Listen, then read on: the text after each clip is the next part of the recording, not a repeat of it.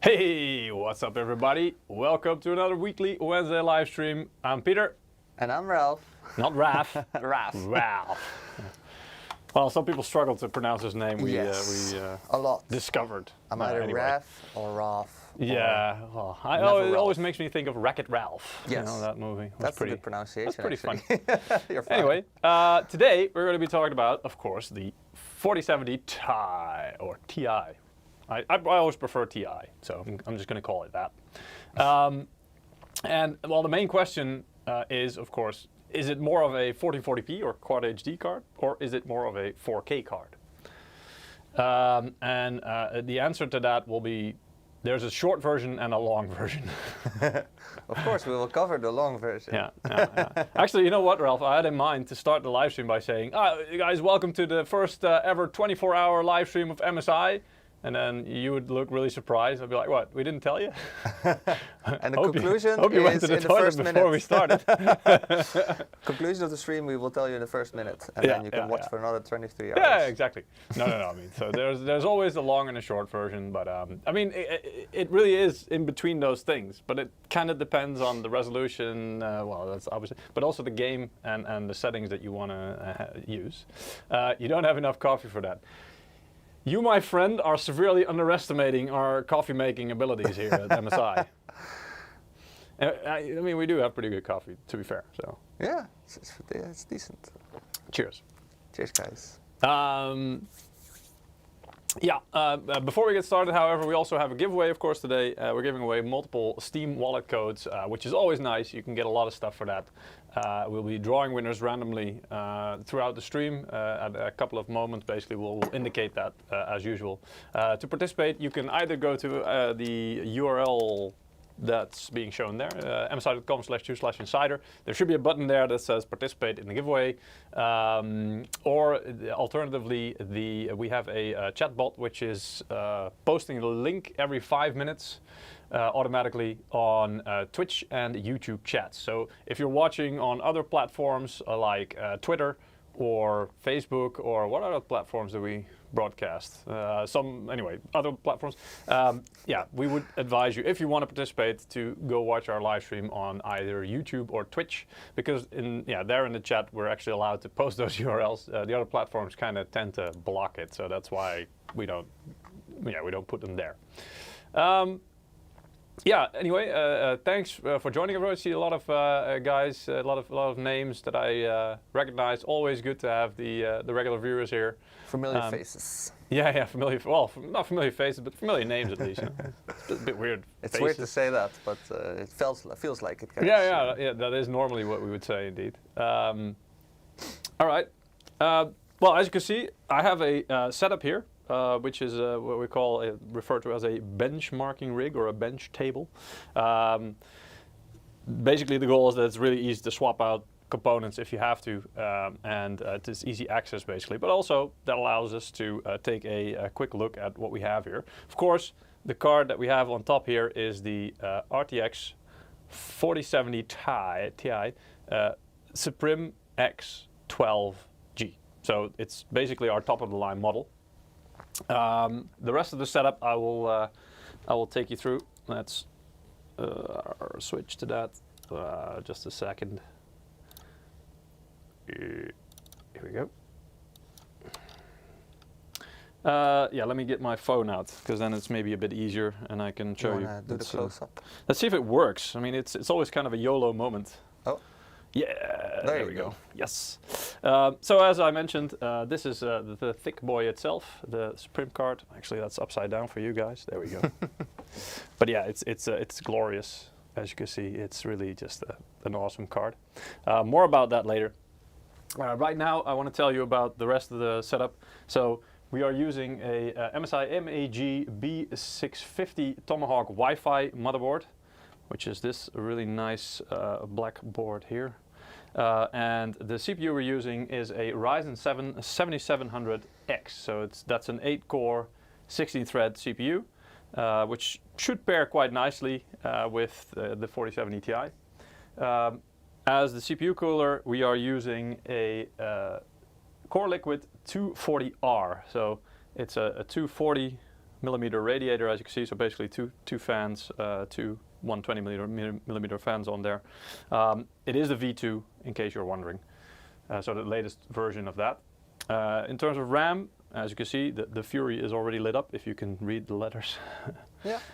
So that's 32 gigs, 2 times 16 of Corsair Vengeance Fury DDR5 Corsair? memory. Sorry? Corsair Fury. Oh wait a minute, is it? Oh no, sorry, Kingston. it's Kingston. What? They gave me the wrong specs then. Ah, yeah. Damn it. They played a trick on me. No, indeed, it's Kingston Fury. Sorry, Yeah. but it is DDR5 and it's a beast, as you can see. Really nice RGB. It's quite bright, as you can see, and it shines quite nicely. Reflects also off the surfaces. As our main storage, which should be underneath this heatsink there, is a Spatium M480 1 terabyte SSD. So that's a Gen 4 SSD. That's, you know, as a boot drive, but also a game drive, it's great because it's got ridiculous speed. So everything loads pretty much as fast as it can. The power supply, it's a little bit hidden, but it's underneath here. It's right there. That's a MEG AI 1300P.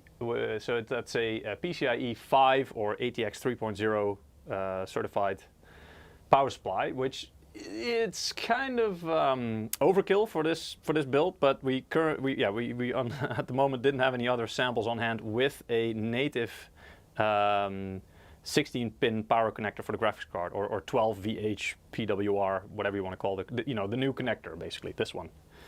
Instead of having 3 8-pins here with a converter, obviously, we wanted to keep it, like a clean, nice setup. So we wanted to use the native 16-pin power connector, and yeah, this was the only power supply that we had. But truth be told, for this configuration, this setup, it's really overkill.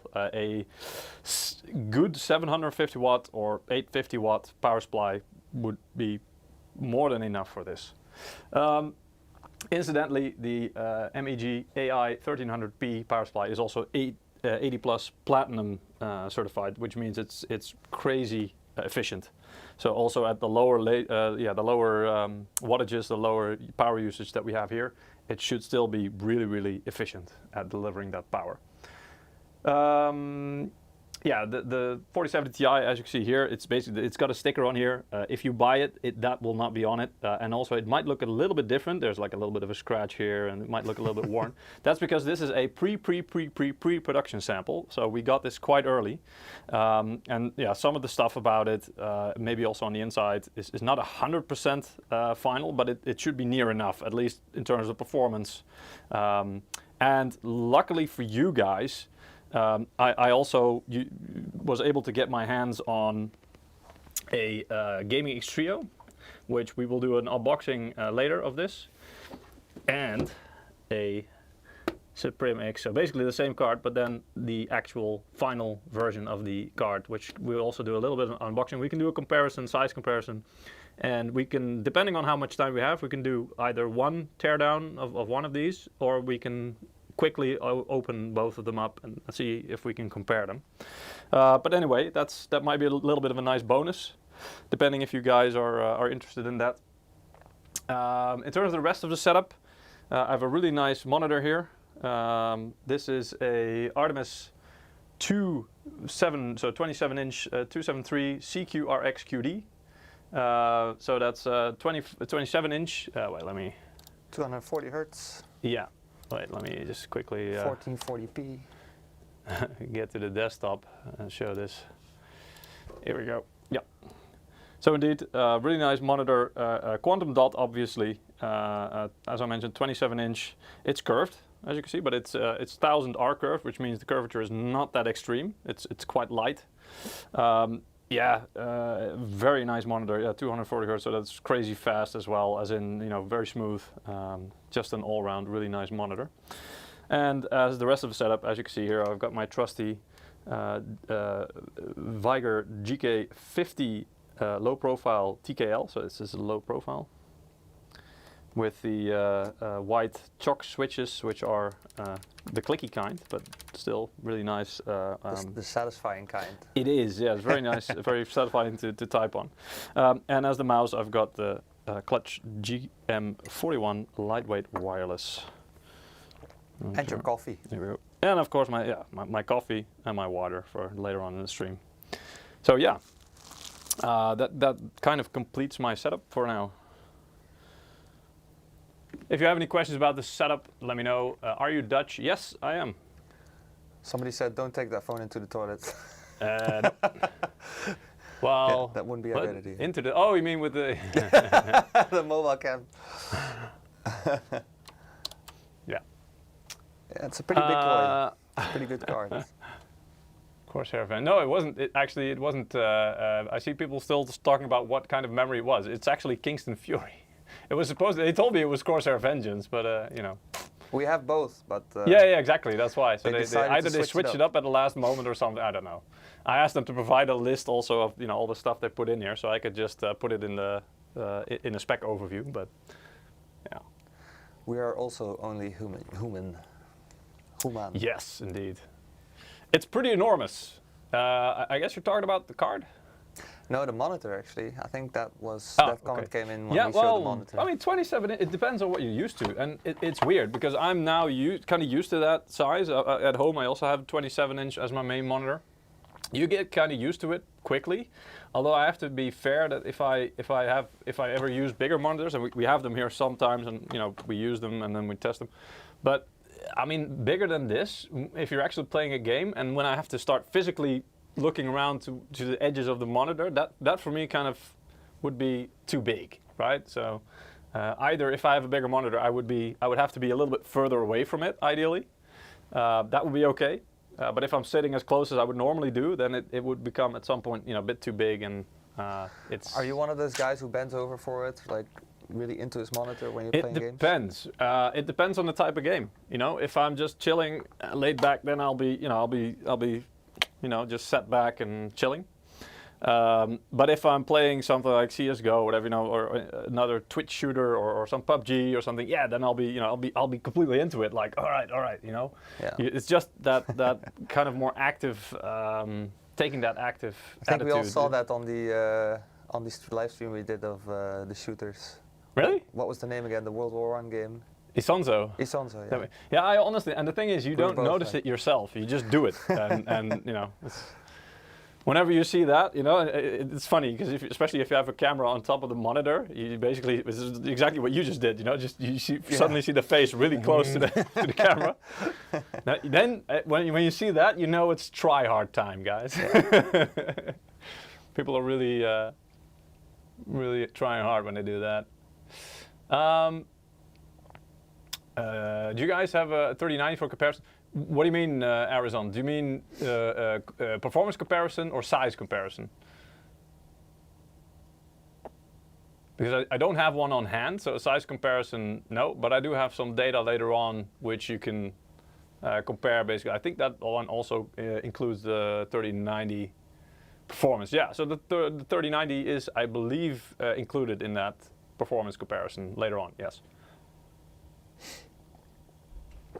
The idea is also that besides showing you guys some information about the GPU and the performance, also is that after that we will show some live gameplay performance to kind of show you the differences in performance in real time. And then I'll let you guys make up your mind about which resolution you think is most suited for this card in your specific case. All right. I'd like Busy or Buzzy says I'd like a 4070 for my shoebox build, but almost all 40 series cards have been a couple of centimeters too long. Yeah, I'm surprised that this card is as big as it is. I mean, the cooling, obviously, it's kind of I think it's depending on the model. It's quite near the 4080 levels of size, and what you will see is that I mean, even the 4080 when you were pushing it in games and benchmarks, it didn't really get that high up in temperature. This card, it barely reaches the point where the fans start to spin even. So it could have easily been a bit smaller. But you know, I guess they were in the development process, let's say. Our HQ, our development engineers, they get specifications, and they might have originally, I suspect, gotten higher specifications or a higher TDP that they needed to account for. So that's why they kind of build in this margin of safety, obviously, because you never want to reach that point where you're just able to barely manage to keep the card at a decent temperature. You never want to get to that point, because then you're really you're testing the limits, and that can also have unintended bad consequences, or just lead to cards that are always quite hot and need very active cooling, so loud fans. That again is not something that we aim for. So yeah, honestly, for this GPU and this level of power usage, it is a bit of a monster, and it could have been a bit smaller. But then again, that also makes this a really cool, literally cool card. It really stays very low in temperature and is very silent while basically operating at 99%, 100% usage. Which one is the Supreme, the quieter choice, or would the Gaming X Trio be better for that? Typically, Crypto Narf Toto Moon. What the hell, that name? Cool. I hope I said that right. The Supreme should be a little bit, cooler, a little bit better than the Gaming X Trio. It's positioned above that, so it should be, basically just a little bit more premium. I have a little bit of a comparison later on as well. Maybe let's go to the slides. Then we'll go through them quickly. First, obviously we have 3 models. 2 of them I'm lucky enough to have in the studio, and that would be the middle one, the Supreme, the Gaming X Trio on the left, and then there's also the Ventus on the right. And again, the big differences there is that the Ventus doesn't have any RGB. It's basically just the card, solid thermal performance, and basically that's it. You don't really care that much about all the extras. Then Ventus is the best choice for you. That is also typically our MSRP model, basically, so it's the entry level in terms of pricing within a GPU range. The gaming is like the middle of the road. You get some of the nice extra features. You get some RGB to play with, and it already has like dual BIOS, so some really cool features there. So it's already a really nice step up and a great choice. And then you have the Supreme, which is a level beyond that. And basically also that means that the whole card, the outside is made out of really nice brushed aluminum. The build quality is just a little bit higher. It has a little bit more fancy RGB and some other extra features. And the cooling is just a bit better than the Gaming X Trio typically. Just an overview then of the GPU and where it kind of sits in terms of specifications. I'll try to keep this quick, but as you can see, it's all 4 nanometers compared to as well the other 40 series. It has a lot less CUDA cores, of course, than the 4090 and a bit less than the 4080. I think it's about 21% less CUDA cores. So you'd expect the performance to be kind of around the same percentage difference. The boost clock is a little bit higher compared to the 4080. It also has quite a bit less memory, obviously, 12 gigs of GDDR6 compared to the 16 gigs of the 4080. It's also it runs at a slightly lower speed, basically the same speed setting as the 4090, 21 gigabit per second, which is still quite fast. Also, the memory bus is a little bit more restricted compared to the other, to its bigger brothers, let's say. So 192-bit compared to 256 on the 4080. And the power usage, so this is also the thing I mentioned, is 285 watts.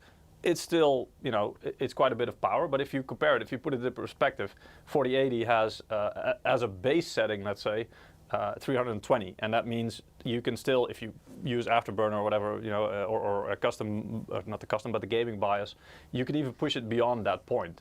So 4070 Ti with 285 watts, that's quite a bit lower. And as you can see, compared to something like 3090 Ti, which in a lot of reviews and benchmarks, I've seen that it kind of trades blows with the 3090 Ti. So that's quite impressive, that it uses quite a lot less power than that to achieve that level of performance. So because the 3090 Ti was used upwards of 450 watts and even higher than that in some cases.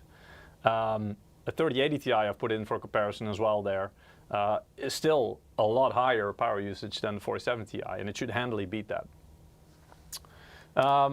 Then here's some performance I already mentioned to you guys. So this is a 16 game average that TechSpot, or you might know them by their YouTube channel, which is called Hardware Unboxed. They do great work as well. Yeah, basically this is where it sits. And I mentioned there that also the 3090 is included, as you can see. So it handily beats the 3090 on average. That doesn't mean that there aren't scenarios where it doesn't.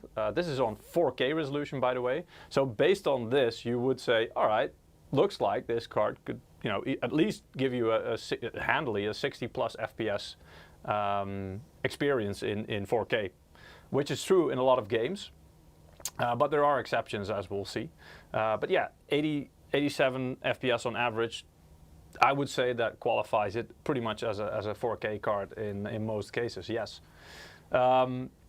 Yeah, it's quite close to the 3090 Ti, and it sits in between that and the 3090 or the RX 6950 XT, the last generation's top-end card for Radeon. So yeah, I mean, I think that's a nice solid place for it to be. It's still a pretty significant difference with the 4080, as you can see. That's well above 100 on average, but still it's quite respectable. If we then go look at the 4040p data, here we can see then it's easily, even above 150 on average. That's no surprise. It's quite a powerful GPU. These benchmarks, I have to tell you, by the way, is without, I believe, without using DLSS. So this is, pure rasterizing performance. None of the DLSS magic is at work yet in this comparison, which also makes it a more fair comparison, I think, with the AMD cards, obviously. So here you can see that it beats the 3090 Ti in 4040p, so that's nice, and it gets a bit closer to the 4080 level, which kind of makes sense because here, towards the top end of the graph, there will be more titles where you will be, especially in the case of the 4090 and the 7900 XTX, you will be a bit more CPU limited in some extreme cases where you have really high FPS. So yeah, the differences become a bit smaller at the top end already, which is exactly what we're seeing. Some things I wanted to highlight from, in this case, the Tech Power Up review is that, especially on the left side, we see the cooler performance, specifically looking at the memory temperature. And this is, I believe they call this noise normalized, so they will fix the fans to be, at a certain level of noise. So it doesn't, they don't always put the fans at the same RPM, but they put them at the same noise, basically. So they will put it at whatever RPM achieves a certain level of noise, which in this case is 35 decibels. And also they lock the power usage at 285 watts. So basically that's the most apples to apples comparison that you can achieve on different models.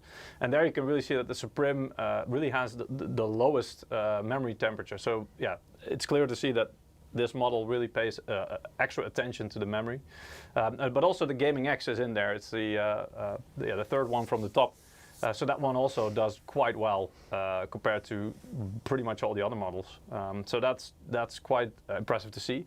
And also the OC performance, I thought was nice to highlight because a lot of times we don't really talk about that anymore, and I hear a lot, and I've said this myself sometimes, that overclocking is kind of dead, as in, NVIDIA and AMD, they will try to extract so much performance out of the card, out of the box already with things like GPU boost, that, there's less gain to be gotten from overclocking after that point, basically, compared to, say, when you were in the GTX 900 phase or cards, because there was a lot more headroom left to discover for yourself with overclocking. But still, I mean, this is still a nice boost in terms of percentage-wise. I'm guessing something along the lines of, what is it, 4 or 5%? No, a bit more even. Yeah, like 6-7%. So. And this will vary model by model, sadly. So, one chip will overclock better than the other. One will be a bit more efficient. This is always the case. There's still a little bit of a lottery there. But yeah, it was a nice highlight. So a lot of questions, Peter, about what power supply would be suited for a 4070 Ti. Well, as I mentioned, it's. I think you could get away. It also depends on your motherboard, by the way, and the CPU you're using. But in general, I think you could get away with a good quality, meaning at least 80 plus gold certified, for example, but from a reputable brand, 750 watt. I think that should be okay. But I see in the chat as well, and I would agree with that, if you're going to have a new power supply anyway, you're probably better off just getting an 850 watt just to be on the safe side. So yeah, and Jay, I don't know his full name, but Jay in the YouTube chat also says there's something I kind of agree with. Never cheap out on a power supply unit. You will regret it. Also, this is one of the components, one of the, I would say maybe, well, few components that you don't have to swap out a lot of time. So what I've seen and what I've done myself as well is in the past is I bought a good power supply, maybe like a kilowatt power supply, whatever, which basically I'm sure I will not have to upgrade within, I don't know, 10 years. And they can easily go 5, 6, 7 years. That should be fine. And that means that it can handle multiple generations of cards. So if you want to upgrade every 2 years or even every 4 years, skipping a generation, you would still be fine, and it will probably last you still 2 generations. So yeah, it's better to make sure you have a good power supply, maybe spend a little bit extra to make sure you have, and I'm not saying the wattage should be higher. The thing that's most important is the efficiency, so basically the certification. And 80 plus gold is really good. Platinum is even better. But yeah, if that's within your budget and you are able to do it, for this setup, I would say 850 watts is, yeah, I would recommend that. Okay.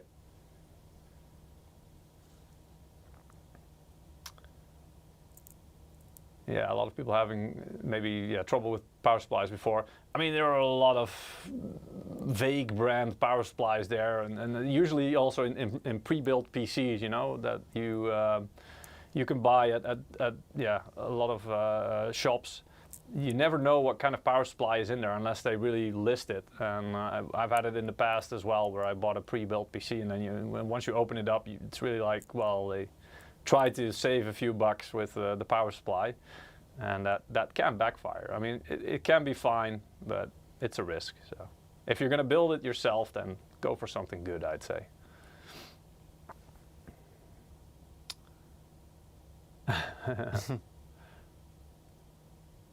Yeah, Seasonic is a reputable brand, definitely. Yep. Is the 4070 Ti GPU cable melting? Like recently happened to the... No, and honestly, ever since they, I think it was Gamers Nexus and also other media have, done some investigating to see what could cause it. The main culprit and issue seems to be that somehow the cable would get kind of dislodged in your PC, and it would be almost halfway out, making a really bad connection. But they really had to, try hard to make it to make it malfunction and to reproduce melt. So really, ever since that happened, I have to say, I'm not sure if it still happens a lot, but I haven't seen a lot of reports about it anymore, about it happening. And so really the thing that you have to do is make sure that the power connector is all the way in, and the clip really grasps the other end on the graphics card, and make sure that it's completely plugged in before you start using it. Alrighty. Love the styling on the Supreme. Yeah, it's really nice, but it's a love it or hate it thing, I also have some people, even within MSI, that really prefer the way that the Ventus looks, because they like that more minimalist look. I mean, again, it's a personal thing, but yeah. Okay. Yeah, looking at a little bit more of the slides, this is a different game, F122, which I also have installed on this system, so we can take a look at. This is, by the way, with ray tracing on, I noticed, and they said they did that because they just put it on the high quality, or was it ultra quality preset, and then basically that would enable ray tracing by default. So take this with a grain of salt. This is with ray tracing enabled. So at 4040p, ultra high quality preset, 100 FPS on total, which is pretty nice. With ray tracing off, which we will do in a minute, you will see it's quite a bit higher still. So yeah, 4040p, I think is good for this card. 4K, bit of a different story because here, and again, it's ray tracing on, so that would explain why it takes such a big hit in terms of FPS. But it's down to an average of 52, which, especially in a racing game like this, I wouldn't really recommend that. You want to have that smooth, high FPS to be able to react fast, and it just feels a lot better. So yeah, when it comes to that, not really. But we'll see in a bit that the ray tracing makes a big difference here. Cyberpunk then, which is the other game I have on this system as well. Always a nice example and quite a heavy game on the graphics card. Here you can also see this is 4040p, high quality, no ray tracing on, by the way. So this is 106 FPS on average, which puts it also, just below and pretty much in the same territory within margin of error of the 3090 Ti. And well above the 3090. So people were asking about that comparison. So yeah, it handily beats the 3090 in pretty much all things, at least gaming. 4K, bit of a different story. And I think here is where you will also see that, of course, the memory and the bandwidth of that memory might start playing a role, because you can see that the 3090 Ti suddenly jumps up quite high, and even the 3090 is on the same level pretty much as the 4070 Ti. So here it kind of loses out. And I think that's due to the lower amount of memory, but also the bandwidth being quite a bit lower. So yeah, for 4K, and this is, I believe, without ray tracing, it's then, it becomes not really recommended in Cyberpunk. So there you go. But again, this is, I think, without all these technologies like DLSS, so they can make a difference. How much? Well, we'll show you in a minute. Here's actually a little preview of what it could do in Cyberpunk, in the game we were talking about, compared to the 4080, 3090 Ti and the latest Radeon RX 7900 XT. So as you can see, ray tracing off, the average would be 106 at 4040p. With ray tracing on Ultra, it would suddenly drop to 51, so that's more than half of the performance gone. But if you then enable DLSS on the on the quality preset, so basically that still prioritizes visual fidelity and making it look really nice, you already get an average of 87 FPS. So that's quite a big jump. You're not quite at the level of without ray tracing yet, but it's already way above 60. So yeah, you're getting a pretty decent experience. But if you really want to push that 144 Hertz, for example, and 144 FPS, you will have to probably make some concessions, or you could turn up the aggressiveness of DLSS to a, well, probably balance won't do it, but maybe super performance or ultra performance mode. I mean, it will not look quite as great, but you will get quite a bit more FPS out of it.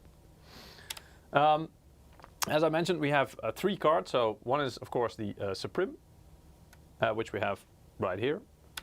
The other is the Gaming Trio, or in our case, the Gaming X Trio, because it's the factory OC version that we have here, and the Ventus. And with that, I think that's enough of the slides. So let's go and maybe do a first giveaway. Yeah, giveaway. I think that's a nice. Let's do that. Yes. So while Ralf does the giveaway in the background, I'll remind you guys what's up for grabs today. They are Steam wallet codes. You can go to the URL up here, msi.com/2/insider. Should be a button there that says participate, or you can go and look in the chat of either YouTube or Twitch, because every 5 minutes our bot will share the link there, the Gleam link, that will allow you to participate. There you basically have to do a couple of things. Like, subscribe to our channel, visit a video, whatever. And the more actions you perform, the more points you get. If you're a regular viewer and you participate regularly in our giveaways, you will also have loyalty bonus points to throw into the mix. You can do that every single live stream. They don't reset. So yeah, you just keep building them up, and it just adds to your chance of winning. And we have our first winner, I see, and their nickname is Lakota1966. What happened at Lakota 9066? Is that even a place? Never forget. Anyway, congratulations, Lakota. You will win a Steam wallet code. We will send it out to you as soon as possible. By the way, I was informed that the wallet codes for last week's live stream haven't been sent out yet. Apologies for that. We'll make sure if you did win one and you didn't get it yet, please don't get mad. We will send it out to you as soon as possible. And we will make sure. I will personally make sure that it will be done tomorrow. Or I will personally make Ralf responsible for it. No, just kidding. But anyway, we'll make sure it gets done. So, but yeah, apologies if you haven't received it yet. Oh, GigaRam got his full loyalty bonus. Crap, yeah. We got to up the ante on that one because I think we set it up and what was it? We said like 100 live streams or something, 100, maybe 100 or like a ridiculous number that we thought, yeah, I mean that's no one's ever going to reach that. But that was years ago. So yeah. People did. Yeah, we're here and people have actually reached it, so we need to like up the ante on the loyalty bonus. But yeah, good going, GigaRam. Yeah, good stuff. Love to see it. Yeah, see, it's 100. Hi, Demon, as it says as well. Okay, cool. All right, yeah. So let's continue. Let's do some benchmarks first, or some performance things. Let's see. So I've got my trusty Afterburner here. Make sure, by the way, also with this card, if you're using Afterburner, to download the latest version. The latest version is the Beta 4, I believe. It was released exactly a week ago. So yeah, always make sure you're using the latest version of that. I'm using it not really to do overclock or anything like that, but I'm using it for the on-screen display feature. So I can actually show you as I do the benchmarks what the performance is like that I'm seeing. And let's start off with Cyberpunk 2077. Oh, you weren't ready. Oh no, you can switch to the capture if you want. No, there's nothing secretive going on. Is it downloading still? Unexpected update. Wait 1 hour. Yep. Oh, capture card, crap the bed. Proud to sport my MSI esports jersey in the shadow box behind my desk. Ooh, very nice. Nice. Okay, so is this is the OSD in the top corner there, is that big enough for you? Is it okay? Ralf was making some noises about that earlier, saying, "Ah, man, that's way too big." It's about as big as my face. Well, it's almost impossible, but it is.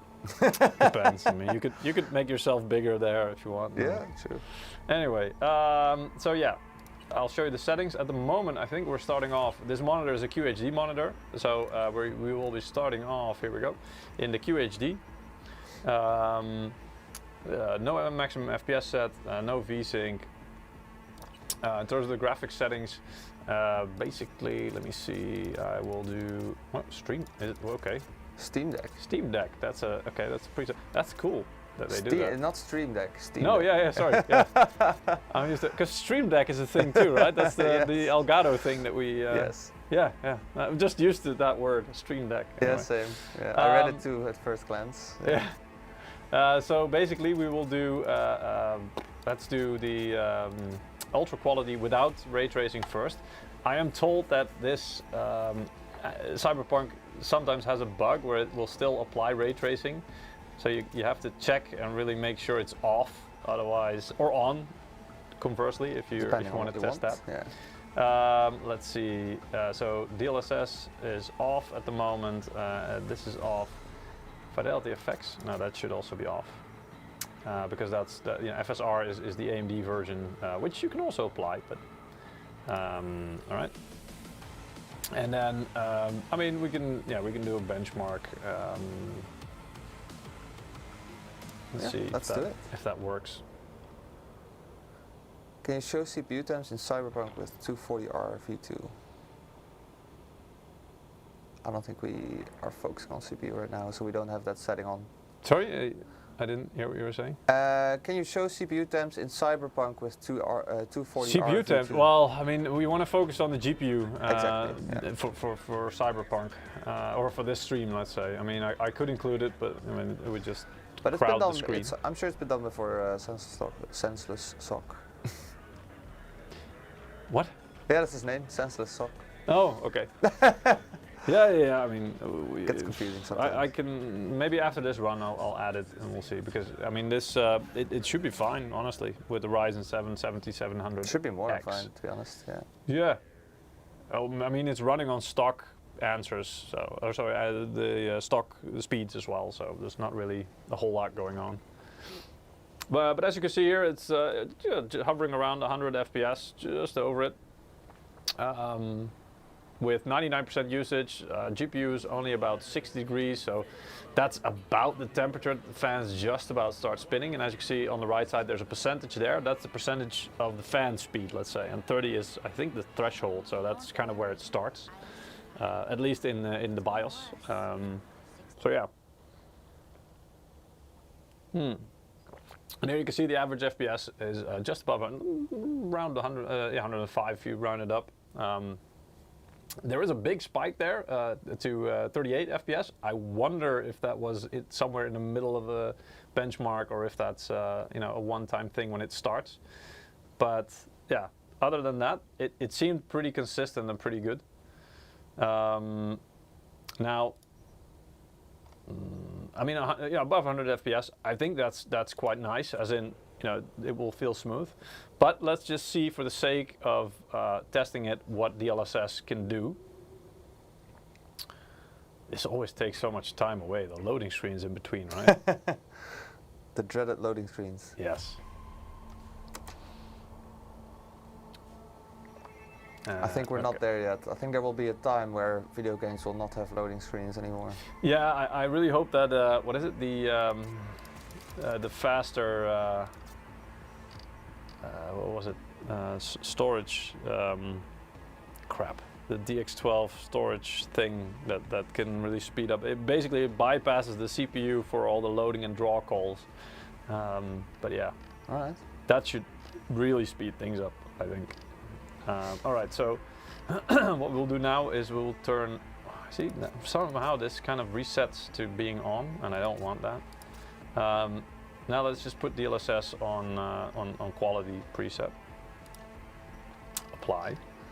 Yeah, double check ray tracing if it's on or off. Yeah. Ah, it seems off, so that's good. That's exactly what I wanted. And then now this jumps to custom, probably because I enabled DLSS. So. Yes, that's normal.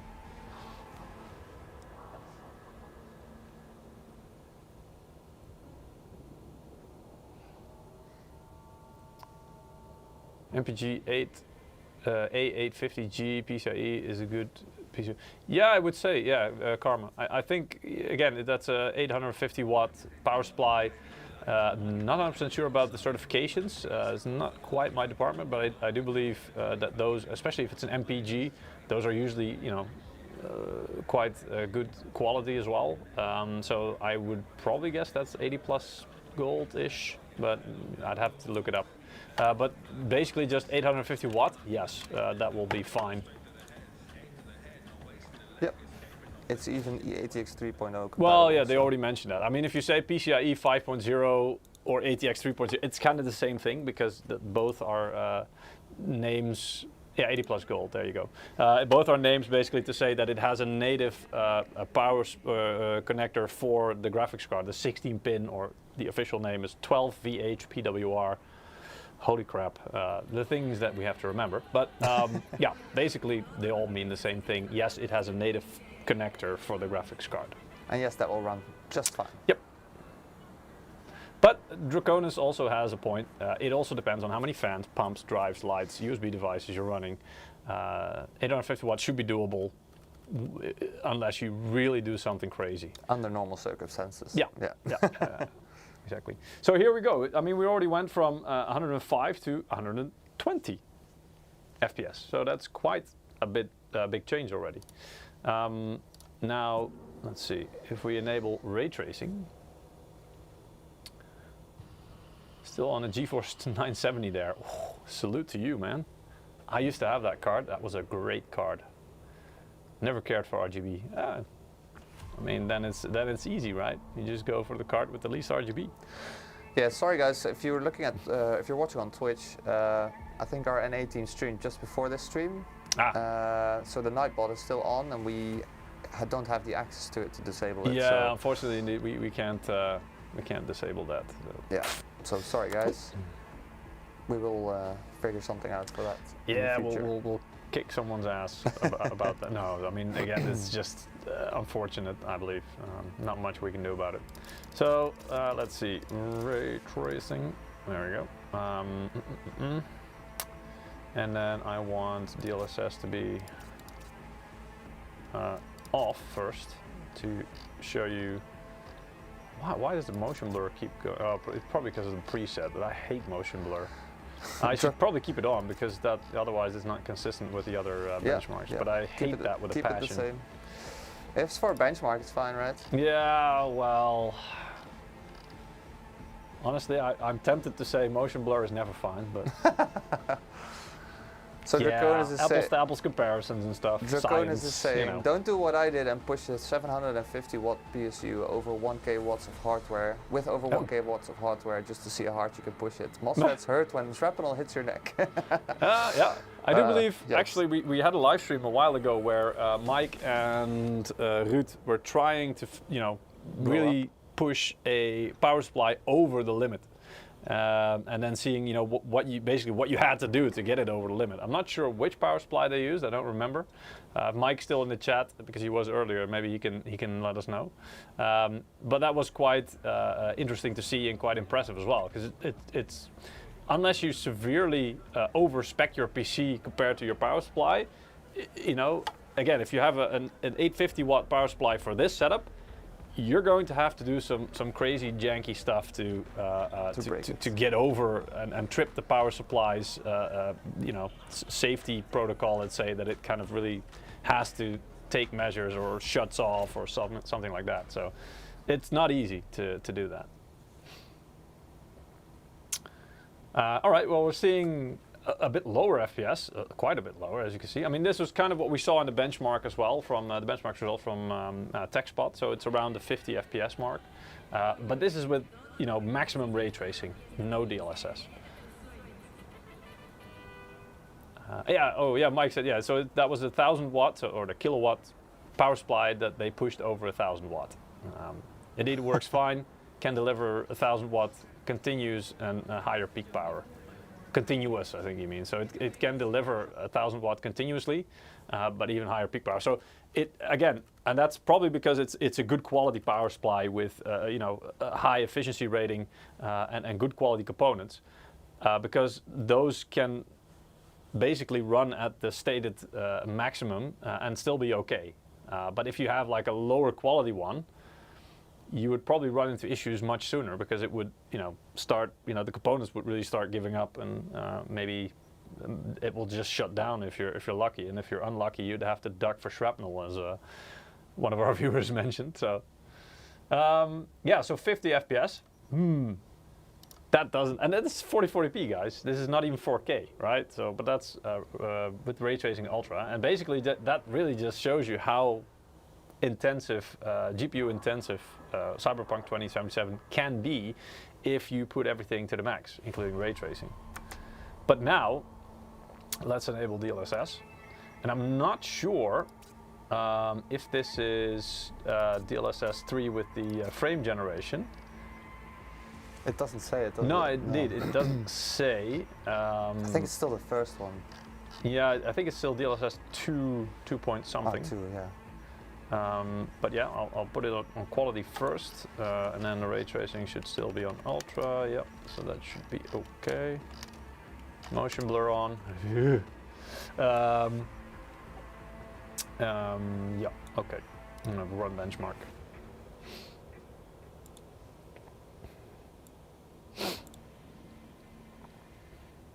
Yeah, it should be. I've also read that it should be included in an update already for a long time. But either it's in there and I'm just not seeing it, or maybe I'm not paying attention and I don't know where to find it. But yeah, it's entirely possible.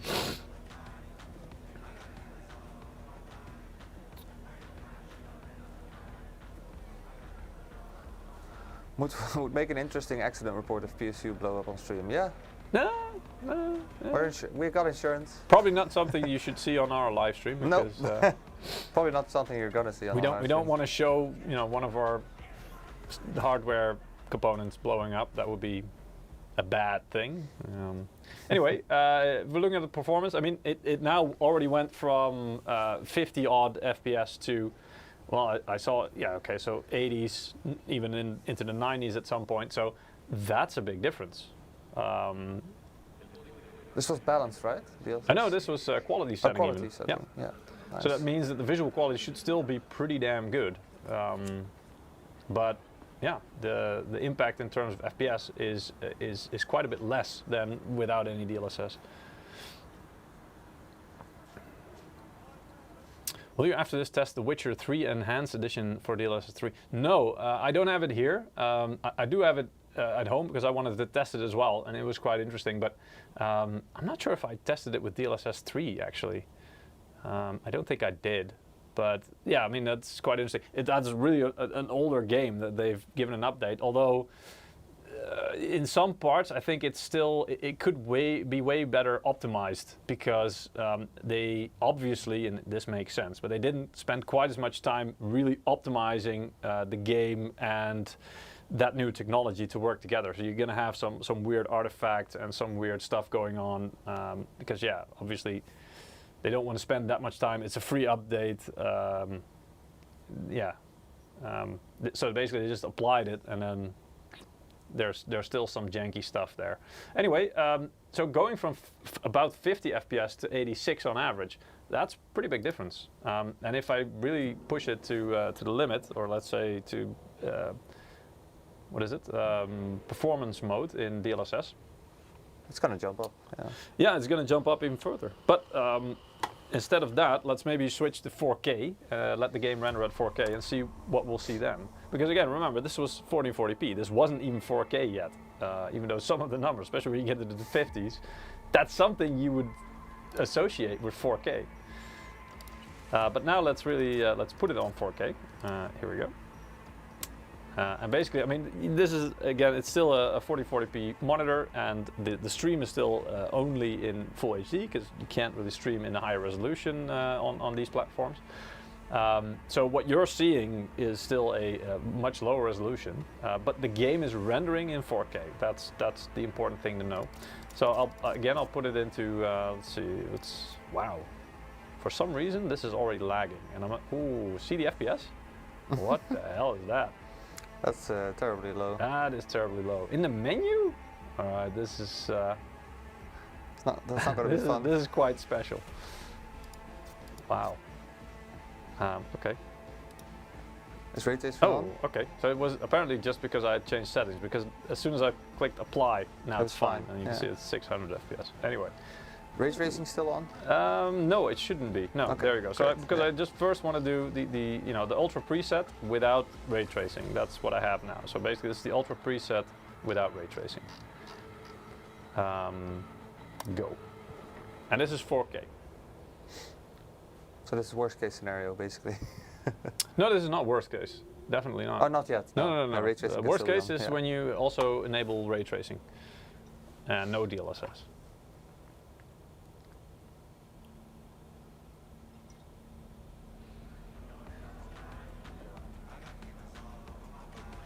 Okay, but basically 40 FPS.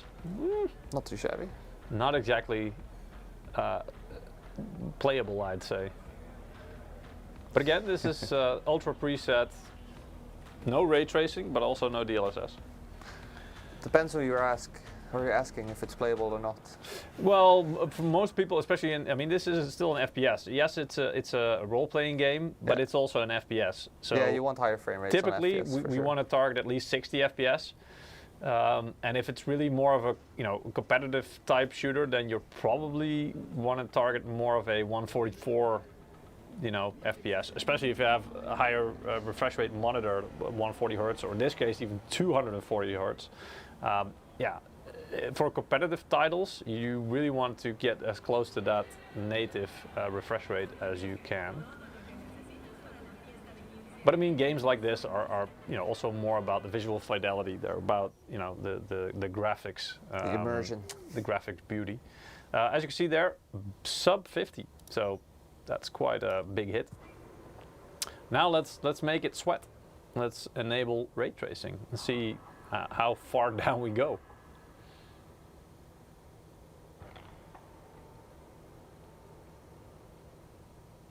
Yeah, I mean the temperatures of the graphics card really, I mean, it's barely touching 60, and then it triggers the fans, and then temperature goes down a bit. I promised to include the CPU temps, didn't I? I forgot. I forgot about it. Let's see, CPU. I mean, I can't do the individual cores because that would just fill the screen. So what I will do is usage. Hey. Oh, here we go. Temperature. I was gonna say I don't see the temperature anywhere. All right, I'll show it on the screen like this. And I mean, things like clocks and usage of CPU is really pointless because it will try to average it. So there's no point in showing you that. But I can show you the temperature. There we go.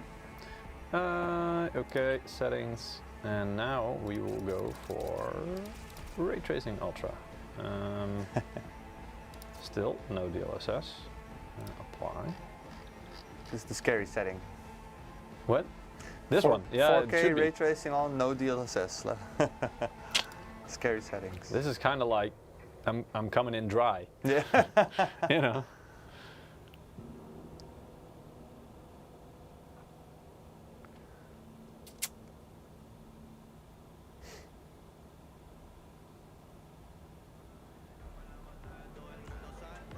Oof. So now I can already see it. It becomes more of a slideshow because it's like, oh wow, this is painful.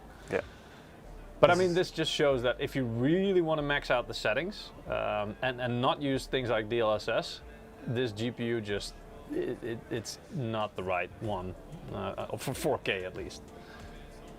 4040p, it's manageable, especially with DLSS. After this, we'll enable DLSS as well and see. I mean, that will alleviate at least a part of it, but I think we'll get closer to 50 FPS. But crossing that 60 FPS mark, you'll either have to sacrifice some settings probably, or put DLSS in like either balanced or performance mode probably.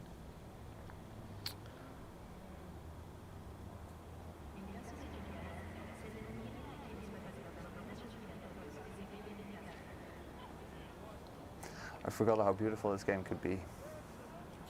Yeah, it really is. I mean, not looking at the FPS for a second, but just looking at that game, how glorious it looks, that's just... Okay, so 22 FPS on average. It's not what we want. Youch! All right, let's throw in some DLSS and see what we can do. Playing at 4K is not budget friendly, check. Yes. No, it's not. It's Yeah. really not. But I mean, It's then again, possible should it nowadays, be? though, I mean, 4K is quite a high resolution, right? Weasters is saying you can't expect much from an unoptimized game. Yeah, well, you can. That's probably part of it, but I mean, they optimize it to a point, right? And maybe at some point they will keep it at a quote unquote unoptimized state because, like Crysis, right? That one was maybe intentionally unoptimized or not optimized to the fullest extent because then it became a meme. And people were basically, but can it run Crysis? Because that was so insanely heavy. So it becomes like a benchmark thing all of its own. And so, yeah, it's not by definition a bad thing that something is unoptimized. It's bad if you want to, for gameplay, for fluid gameplay, that's bad, yes. But for the popularity of a certain game, that might not necessarily be the case. I mean, when Flight Sim, the new one came out, so DLSS is on now, still 4K, Ultra with ray tracing. That also became one of those titles that people were just thinking, well, I want to get it just to see if my system can run it. All right. But I mean, the cooling on this card, again, the fans just barely start spinning. What is that, 65 degrees nowadays? 63. 63. Yeah, sorry, the CPU is at 68, 69. No, I mean when the fan starts spinning. Yeah, it's around. I mean, I don't have any specific temperature, but I think it's around or just above 60 degrees. Yeah. And there's like I think it was called a hysteresis, because there used to be like an exact value at which the fan would either stop or start. The problem is once it reached that and the fans would start spinning, it would drop below that value, so the fans would stop again. And then it would quickly rise above that value again, so the fans would start spinning. So what you'd see is a car that just constantly would spin up its fans and stop again. Spin up its fans and stop again. And that kind of behavior, if it's too fast, if that cycle goes too fast, it looks really weird, and people were kind of worried, like, is it broken? What's going on? Yeah, like make up your mind, spin or don't spin, come on. So there's like a hysteresis, which is kind of like a delay, I think, built in to kind of prevent that sort of behavior. So even if it would drop below the threshold again, the fans would still keep spinning for a little bit, just to make sure that it's well under that value. Yeah. And then they would stop. Hey, 43. Yeah, so going from 22 to 43, that's almost a doubling. Wow. And that's in the quality setting, right? Mm-hmm. So still, I mean, 43, it's or 44 FPS.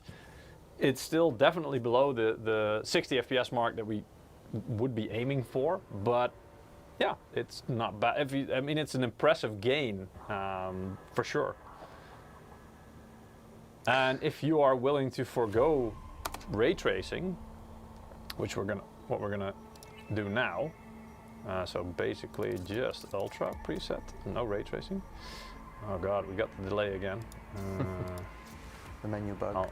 I'll apply it first. There we go. Now it's gone. And then put DLSS on in quality mode. And just check. Ray tracing is off. Good. Yeah. Okay. So everything else is basically ultra quality, and then DLSS is on in quality setting. Latinos, yes. Do you have any other game? Yes. Yeah. Yeah. We have yes. F1 22 as well. And we can even do like a 3D mark, but I don't want to do that much of, too much live benchmarking for the rest of the live stream. I don't want to spend the rest of the live stream doing live benchmarking. We also want to get our hands on dirty with the cards, right? Just making sure we look what's going on there. But can it play Counter-Strike 1.6? No, definitely not. That's too much to ask. Can it run? Can it run DOS games? Can it run Raptor DOS? Can it run Duke Nukem 3D?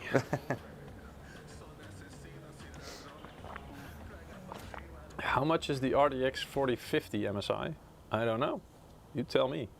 It's not out. I don't know. I don't know a card that goes by those numbers. At least not yet. So I'm no idea. Can it run multiple tabs in Chrome? I think that's more of a question of how much RAM you got, isn't it? Has very little to do with the graphics card.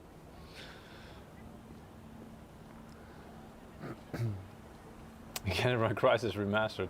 Honestly, I saw that a while ago as well. I would be wondering about that. All right, let's have a look. So also just above 60 degrees. Fans are pretty much inaudible. Can't hear them. And we're getting quite close to 60 FPS. So this is DLSS on ultra preset without any ray tracing. So yeah, it's approaching the area where it's doable, it's playable. And I mean the max FPS is 80, so that's well above that threshold. And the minimum FPS is 46 FPS about. So still a bit of a dip. That would be noticeable, but. Still, this is already getting to the point where it's pretty much playable.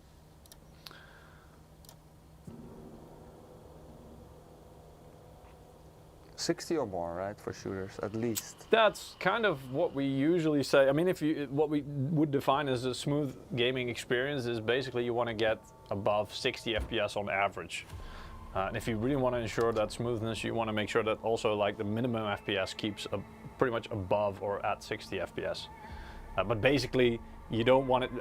It depends. If you have an average FPS of, I don't know, something ridiculous like 200, but your minimum FPS drops are down to 60, that would still be a bad experience, because the difference between the average and the minimum would be that big that you would notice it and it would feel like a stutter, like wait, it's something happening. So that's quite noticeable. So it's also about the consistency, let's say. So the closer the minimum average and maximum FPS are to each other, that will make it feel, or make your experience more smooth, basically, because you don't experience any big differences either way, not in terms of dips or spikes. So the best thing is to be consistent. I'm waiting for an affordable 32 or 34 OLED version. Oh, good luck with that. same here, by the way. Same here. They're very expensive.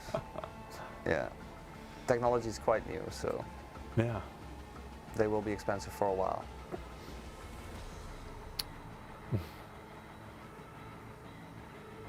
Yeah, so Night Modem is also saying smoothness is great, especially in racing games where the frame drops. The frame never drops too much. Yeah. Speaking of racing games, let's start F1 22 as well. Let's do it. That one has a nice benchmarking run as well. The meme should now be, but can it fit my case? Well, it depends. Very good, Jose. Most cases, yes, but if you're a small form factor build fan, I mean, then it really becomes a challenge indeed. And yeah, I think the 4070 Ti, there should probably be more manageable sizes, because the cooler doesn't have to be this big. You could make it a bit smaller. I'm not sure if it could quite, if you make it a dual fan solution or a dual fan version of this, I would wonder if it's still, if it would still be able to do its work silently. Probably not. You would have a bit more noticeable, fan noise, because they would have to work a bit harder. But yeah, maybe it's manageable. Okay, so before we start, I just want to make sure that we disable the music. There we go, it's already disabled, because otherwise, I mean, it's copyrighted music, we noticed, so it's gonna either get cut out or we're gonna get muted. No, banned. but you get like copyright the artist. strike. The artist. Well, it's not copyright strike, but the artist will kind of claim copyright, and then they might put advertisements in the stream, or in the replay, I don't think we have monetization on, so that won't be an issue. No, we don't. We never monetize our videos. That's we don't do these streams for any revenue or something. It's it's information, and it's just showing you guys things. Okay, preset. Ultra high. Yeah, let's do ultra high. And then, I mean, as you can see, that, as I mentioned before as well, that means that ray tracing is automatically on in the highest, in the semi-highest setting, basically. But still, that's the preset, so let's stick to that. It's easily reproducible. And then the video mode, we can see the resolution, so it's 4040p. In this case, later on we'll do 4K as well. And for now, I want to do basically no DLSS, just TAA. That's normal. That's like no upscaling, no magic. No magic. Just normal performance, and see how that goes. Paklamia, do you guys have any new info about the MAG 342C QD OLED monitor? Actually doing a monitor stream next week, so if there's anything specific that you would like to know, please drop it here so I can include it if I'm allowed. He won't tell you now, because that would spoil the stream. Yes. Well, what would you like to know, Pakla? Yeah. Yeah, Star Citizen, you're right. I do almost have the same name as, I believe, he was called the Lumberjack, wasn't he? That's not the P with P-I-E, that's Petra. Yes, yeah. Slightly different, but related.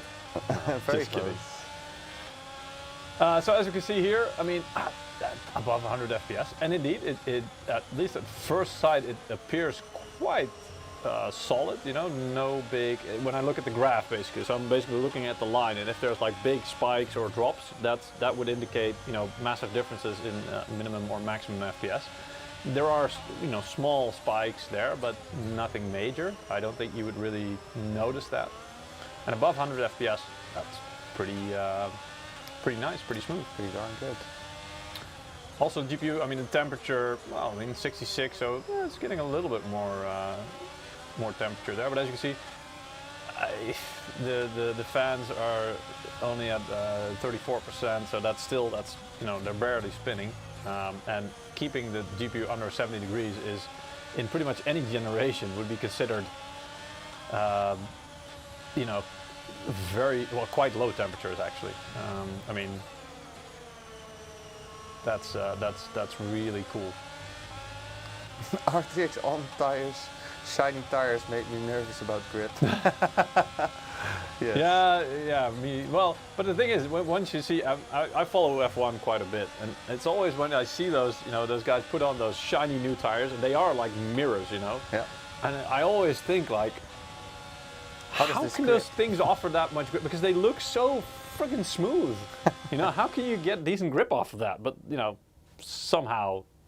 Enough downforce, I guess. No, not just the downforce, but also, I mean, yes, they look very shiny and stuff, but I mean, the rubber is already preheated, and you know, the rubber kind of, it grips. Indeed, it's very soft and hot rubber, so it will grip whatever surface you get it onto. That's also why, once they start driving, the surface of the tires becomes matte very fast, because basically it gets roughed up by the asphalt just as soon as they start driving. All right. So here also we get minimum FPS, maximum FPS, and average. So this is 4040p with ray tracing on basically the highest setting. Average FPS 114. That's pretty nice. And if we look at the minimum, it's still above 100. So that's not a huge drop. That's probably not something you would notice or that would bother you in a race. And a maximum FPS of about 10 more than the average, so 124. That's also not a big spike. So, you know, again, it's really nice and smooth indeed. That's the gist here, and I think that's exactly what you should be aiming for. But I mean, this is 4040p, but still, we still even have, if you want to have even higher FPS, because I don't know, you feel like that would make it even smoother, or in this case, you have a monitor with which has 240 hertz, so you want to get closer to that value. You know, you can throw some tricks in there like DLSS. So let's do that. Let's put DLSS, quality mode, and then frame generation off actually. Because I noticed a weird bug, and I noticed that more people have this bug in this game. Apparently when you put frame generation on in this game, in some cases it will turn into a stutter fest.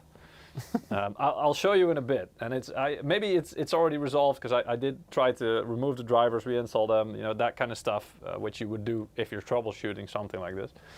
But it was weird, and as soon as I turned frame generation off again, it would be smooth. So there's something about that DLSS 3 frame generation in this game, specifically on my system, because not everybody has this problem, but in the system that I have here, that somehow it doesn't go very well. Maybe it's the pre-production sample. Yeah, maybe. Again, I honestly, I don't know, and every system is unique, as in, you know, there are different components in there. There might be something in the software or in the drivers bugging. We also had, because it's a Ryzen 7 7700X, which also has an onboard video card, basically, or video chip. That also means we had to install Radeon Adrenalin drivers. So, and I disabled the onboard GPU in the device manager to make sure that wasn't the case, that it was trying to use that. But still, those drivers might be kind of conflicting each other. You never know. And I didn't want to remove the drivers in case that really messed with the system, and I had to kind of, you know, reinstall everything just before a live stream, so I didn't want to take that risk. Anyway, what we're seeing here already is you know, quite a bit higher FPS, so towards 170, 160, that range. So that's already a nice boost. So going from about, you know, 114 was it on average? That's quite a bit higher, and that's just DLSS 2 basically. So that's not with the frame generation. The frame generation should push it well over 200, I believe.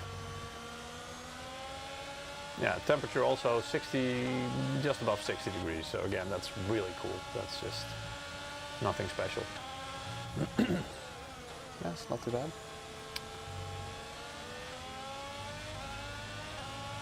What is it in racing games actually that you prefer, higher frame rates or the graphics?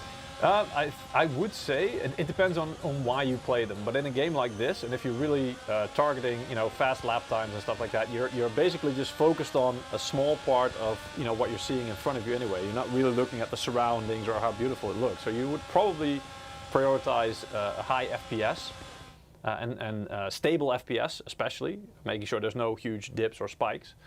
Because whatever you do, if you're making a maneuver to try and overtake somebody, you don't want to have a sudden stutter that throws you off and you crash or something, right? So consistency most of all, then. Yeah, consistency and high FPS as well. You want to have it smooth, so you feel like it's really because it's fast paced, right? You're driving fast, or you want to have that feeling at least. I think that would be at least that would be for me we do not have choice. any F122 Steam codes by any chance. No, but we do have Steam codes to give away, and we'll do that in a minute again. Very nice segue. Which you can actually use to buy this game, obviously. So yeah, just quickly summarizing the results here. 167 on average, with a drop to 145, so it's about a 20 FPS drop. Probably still not that noticeable, and maximum 180, so also not a huge spike there. So again, it's quite consistent, which means it will feel very, very smooth. And now I will try with DLSS frame generation. You do the settings, I'll do the giveaway. Yeah. How's that? Yeah. I mean, this is a quick setting, but... So we're giving away Steam codes today, guys, as usual. There's a link in the description of the YouTube video, I think, if Pieter put it in today, I'm not sure. Usually it is. If not, the bot will spam it, and the link will be available there. Or just ! giveaway, it should pop up as well in the Twitch chat and YouTube chat. Oh, this is showing exactly what I meant. Look at that FPS. This is really becoming a slideshow. Oof. So this is somehow a really weird bug, and in some cases, as I was testing it, in some cases it will recover after a bit, and then it will apply the frame generation correctly, and then suddenly it will be at like, I don't know, 200 odd FPS, and in some cases it would just keep stuttering like this. So this is weird. See, now it's recovering. Yeah. So this is what it was supposed to do from the start. So here you go, that's over 200 FPS. So this is the normal experience you should get with DLSS 3 frame generation, but somehow that frame generation bit is sometimes messing, and I'm not sure if it's a bug, maybe it's my system. Is it just in the benchmark or also in the gameplay? I don't know, I didn't play the game, I didn't try the gameplay because we only had time to do some benchmarks, and the benchmarks are usually, because they're predefined, so you can really, it's apples to apples comparison, so you can really easily compare the results. But yeah. Anyway, let's continue with the giveaway. Yes. I will pull some winners from our I'm happy it recovered in this case, because now you can it can still show you that now suddenly you're over 200 FPS with that frame generation when it works as it should. So that's really smooth. That's a massive boost. Because we went from, what was it, on average 114, I think it was, without any DLSS. And with the same settings, at the same resolution, with DLSS and frame generation active, you can see it's pretty much doubled the FPS. So that's huge. I think you can draw another one, Ralf, actually, as in an additional one. Yeah, let's do 2. He's just feeling greedy, or generous. Sorry. Yeah, greedy is a different all thing. the way around. My English is on point today. Speaking of England, we have a winner. Yeah, and their name is Pinapod. Pinapod, Congratulations, Pinapod. We will send it to you. Yeah, and the other one you can pronounce. Okay, I'm gonna butcher your name. I'm very sorry about this, guys, but it's Uklat Zaner. Zaire. Zaire, yeah. Probably. Anyway, also congratulations, Uklat. Zaire, maybe. Yeah. Congratulations, both of you. Yeah, you will win a Steam wallet code. So, I mean, yeah, these results are a bit skewed, obviously, because the minimum FPS is 47, which clearly is down to that issue you saw at the start. But then it recovered, and I mean, still, despite that, the average FPS is now 184. Would have been much closer, and I think probably even around the 200 mark, I think it would have been. And then 184 would have more likely been like the minimum if it wouldn't have stuttered as much. But I mean, that's quite impressive. When working as intended, it easily gets you around or towards the 200 FPS mark. but that's in 4040p. So let's switch to 4K. Brock Because again, Habercock, speaking of England, I'm eating beans and toast right now. I could do with some beans and toast. Yeah. Yeah. Speaking of England. Speaking of England. England. England. Very nice. Angerland. What? The frame stutter was very ugly, yes, but it's an issue. Yeah. I think that's not and again, normal. this is not something that's like common with this card, because I Googled it when just before the live stream and we were testing this, and I encountered this and I Googled it and I saw there were more people having this problem, but it seems like and that was actually, I believe it was in July last year or something. So it's not something that's new. It just seems to happen in some cases, and yeah, people have tried several things. I haven't been able to try everything. Oh wait, confirm changes. Wait, why is it doing this? Oh, because I changed the resolution. All right, yes, cool. sir.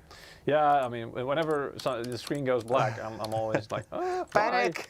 Why? What happened? When we see the screen, all right, panic. so yeah, so no DLSS, 4K, 4K resolution this time, and the preset is still ultra high. So that includes ray tracing. Remember that. So now we're doing the same tests in 4K. Ooh. Yes, sir. Let's see. Do MSI still have Seahawk VGAs? Yeah, kind of. The FPS nerd, but now it's only available on 4090, and it's now called the Supreme Liquid.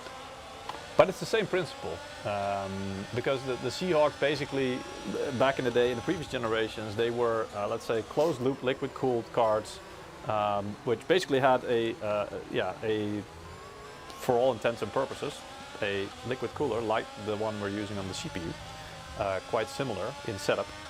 And applying that to the GPU itself, to the graphics chip, and the memory perhaps. And then there was a single fan on the rest of the card, basically to cool things like, power components and other stuff on the card that would get a little bit hot, but not quite as hot as the GPU itself, obviously. So basically it was a hybrid cooling solution, and that's still the case. But I believe the first ever card we had was equipped with a 120mm radiator, so I mean, and for that time that was still acceptable. The TDPs weren't quite as high as this generation, obviously. But this generation, it has a 240mm radiator, so that's quite a bit bigger. It's actually the same size as what we have on the Ryzen 7 here at the moment. And I mean, it's just way more refined than the first versions of Seahawk, let's say. But as I mentioned, now it's called the Supreme Liquid, because also it features a lot of the same shapes and basically the style of the Supreme. Also, it has the exact same PCB inside of the Supreme, so higher TDP possible, dual BIOS switch, all that kind of good stuff. So yeah, they are really good cards. They have the best cooling that we have available. Yeah. So if that's your thing, let's say, if you really like the best cooled card and you really want to push the max out of it, then the 4090 Supreme Liquid is definitely a good choice. Also, a lot of people really like how it looks, because it's a very minimalistic look, let's say, very clean. There is some RGB on it, but because there is only one fan and the rest is basically one shroud that covers everything up, it's very nice, brushed aluminum looking and very clean. Right, so here are the results. This is 4K, remember, it says it there as well. I don't have a mouse in this game, that's always throwing me off. Anyway, no DLSS, but everything on max, all the ray tracing on. So you can see the average FPS is 57, so that's below 60.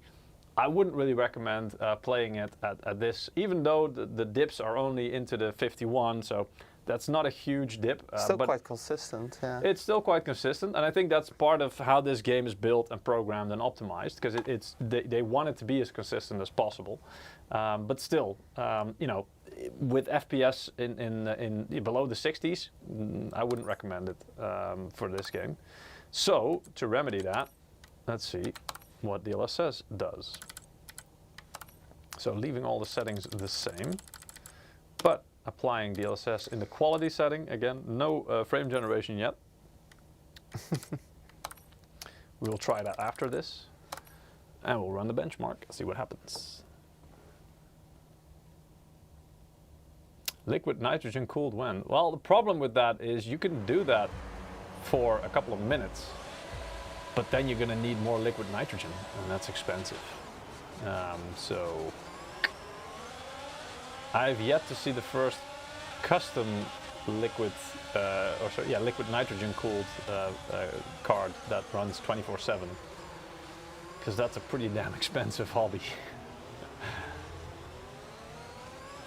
So yeah, liquid cooled is not that difficult, but liquid nitrogen, different story. Already you can see, I mean, with the same settings, but DLSS 2, so not the frame generation, we can already see we're at around the 100 FPS mark at the top right. Maybe it's a bit small, the letters, but hope you can still see it.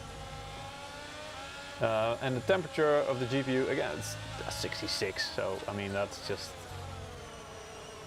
it's really low, and it's really cool. So, and I mean, again, also the fan speed, it's 34%, so it's barely spinning. So you would definitely not hear that in your case. That's not something that's audible.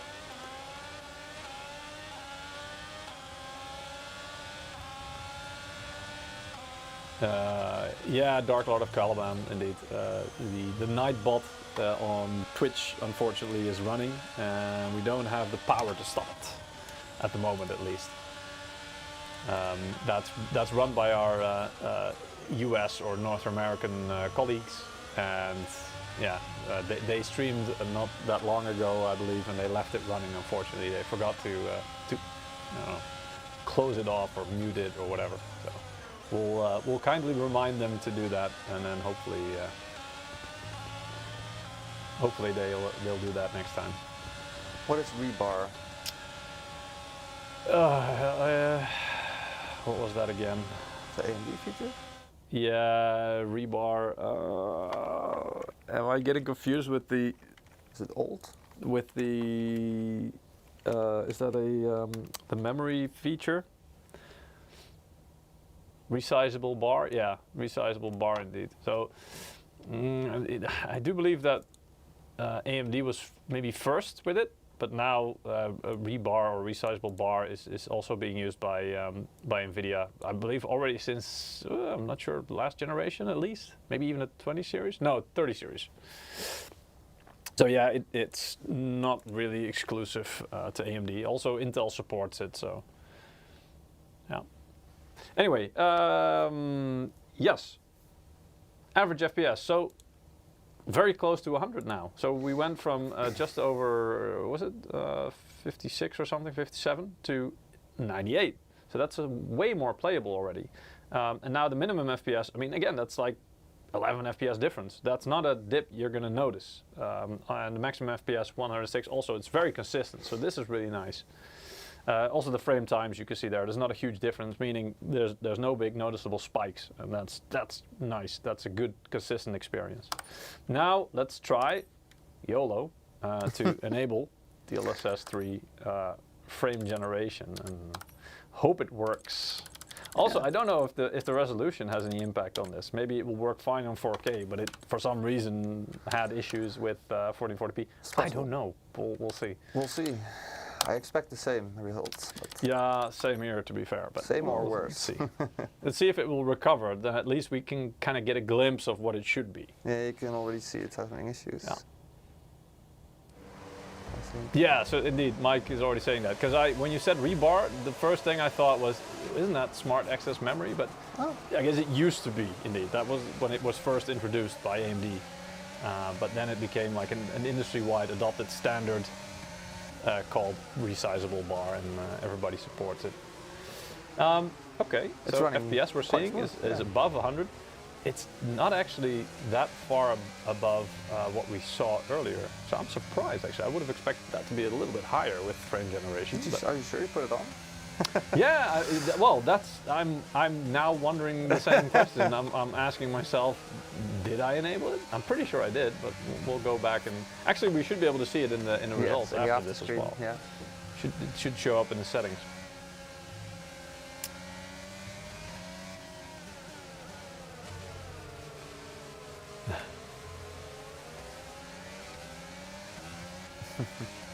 I like the only 3 connector in gaming X Trio 4090. If I buy it someday, I don't have to change the power supply. Oh, you mean the adapter that's included? Yeah. Well, that's exactly why it's included. Yes, they moved to a new power connector, but we also know that this is such a new standard that not everybody, actually very few people, will have power supplies with native 16-pin power connectors. So that's exactly why when it was introduced, even towards the end of the last generation, the 30 series, I believe the 3090 Ti already had this 16-pin connector. It was one of the first graphics cards that did it. They included, this converter, obviously, because they knew that almost everybody would still have 8 and 6-pin connectors on their power supplies, and if you're going to upgrade a graphics card anyway, which is already quite expensive, you don't want to also have to upgrade your, or replace your power supply with that, because that would, make it even more expensive. So, yep. All right, now I really want to know. Come on, show me. What was the power? Actually, it doesn't show, does it? The if that feature was on or not. It says DLSS, so obviously DLSS. I'm not surprised because it's pretty much the same values as it was before. So I'm also wondering if it actually worked or if it was on. Wait, let's try that again. If you watch the settings now, it should be still on then. Yeah. Video mode. DLSS, it's on. Yeah, all right. Weird. So it actually, it kind of felt like it wasn't working correctly, or wasn't working at all, because it didn't seem to make a difference. So that's. I'm in front of the settings. Yeah. That's weird. Anyway, still over about 100 FPS, around 100 FPS. So at 4K, that's definitely not bad. And also with all the settings at max, let's say. So. And again, if you're playing this game competitively, or you should be fine with sacrificing some graphics quality for smoothness. So if you would put the graphics settings down to high or medium, that would boost your FPS quite a bit as well. So, or even disable ray tracing, right? That will already boost your FPS as well. So, if you want to get upwards of or close to about 240 FPS, because this, for example, you have this monitor or a monitor with high refresh rate, and you want to get towards that. In this game, that shouldn't be too hard and shouldn't be too big of an issue. Does anyone really believe that Magnussen got the fast lap? I mean, he's pretty fast if he's in a good if he's in the right vibe, man. Don't underestimate him. Or Latifi finishing a race. Realism can only go so far, right?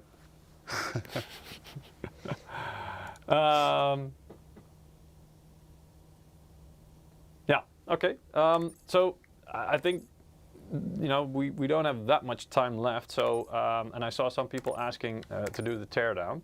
Oh, yes. So, let's do that. Let's do that, yeah. Let's get to that part. Let's not get into the racing, let's not get distracted too much. No, indeed. I think if we talk about racing in our office, then yeah, there's a lot of people here that follow it. Not me though, but Pieter and Michiel. Yeah, Eric. And Eric. Yeah. I'm the only one who doesn't watch F1. Yeah. I mean, for a lot of people, and especially men, I guess, soccer or football would be one of the sports that they most follow. But in our office, it happens to be football. F1. Does anyone watch football? I don't think so. In our office, I mean, I watch it sometimes, but I wouldn't classify myself as like a fan or somebody who follows it, in any dedication, in any type of dedication. Not really. Right. Okay. Michiel does. Oof. I only watch American football. That's the only sport American I watch. football. Oh yeah, that's right. Yeah. So you told us last football, time. I guess. Well, and that's the thing, right? I think none of us watch American football. So if you ever talk about any of that, I can't. No, you can. It's just that for us, that's like. It's like whatever. The hell is he talking about? Yeah, man, he had I don't know how many yard pass, and I'm like, well, sure, but no idea. Would you like the close-up for this one, or the? Yeah, I think that would be the nicest thing to do. I'm just wondering more. Maybe I should just remove this off the table completely for now, to kind of create some space here. Oof. I'm not used to being able to touch a graphics card this soon after benchmarking. Normally, that's a big no-no because you'll get burned. But actually, it's not that hot. So let's see. Let me just unplug some cables here. Hope I don't fry myself. I'll be racing down the slopes on my way to the bar. Yeah, Michiel is going on winter holiday, so he's going skiing. Yes, indeed. Okay, so carefully,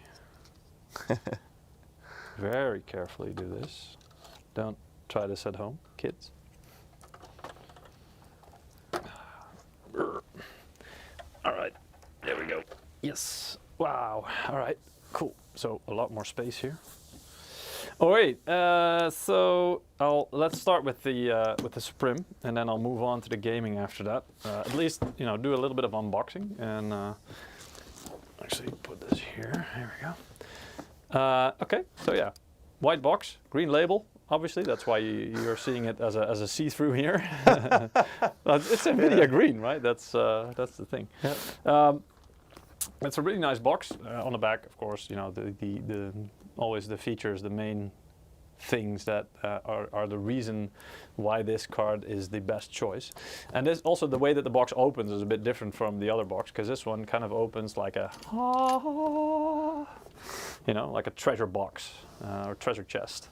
And then included there is a nice mouse pad with, you know, the edges are stitched so it will not raffle.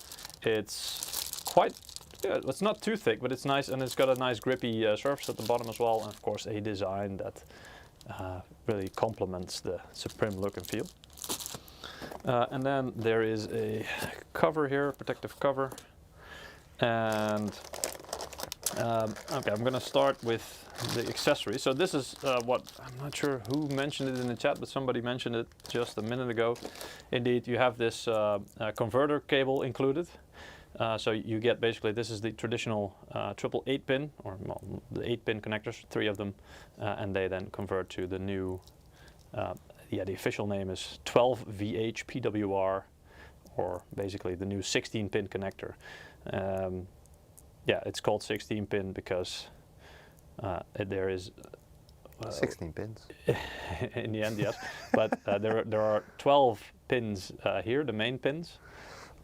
These are 12 basically, 2 rows of 6, and then on top here there are 4 sense pins. So it's basically it's 12 plus 4. That's some people also call it 12 plus 4. But anyway, 16 pin.